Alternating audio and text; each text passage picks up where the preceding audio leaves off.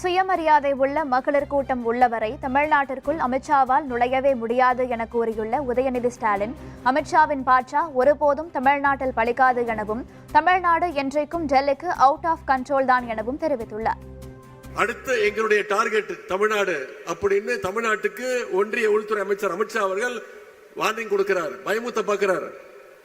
இங்க திரண்டிருக்கக்கூடிய லட்சக்கணக்கான மகளிர் முன்னாடி நாம உறுதியா சொல்ற, சுயமரியாதை மிக்க இந்த மகளிர் படம் இருக்கின்ற வரைக்கும் சங்கிகளால தமிழ்நாட்டுக்குள்ள தொட்டு கூட பார்க்க முடியாது.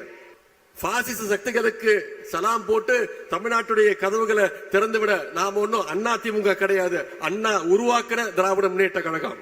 ஆகவே பாசிஸ்டுடைய பாட்சா என்னைக்கும் தமிழ்நாட்டில் பலிக்கவே பலிக்காது. உடன்பிறப்புகள் விட மாட்டாங்க.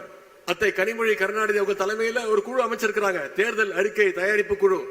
இன்னைக்கு திராவிட முன்னேற்ற கழகம் அந்த குழு அமைச்சோன்னு அண்ணா திராவிட முன்னேற்ற கழகம் போட்டிக்கு ஒரு குழு அறிவிச்சிருக்கிறாங்க, தேர்தல் அறிக்கை குழுன்னு. நான் அடிமைகளை பார்த்து கேட்கிறேன், எப்படியும் எங்களுடைய தேர்தல் அறிக்கையை பார்த்து காப்பி அடிச்சு நீங்க தேர்தல் அறிக்கையை விட போறீங்க.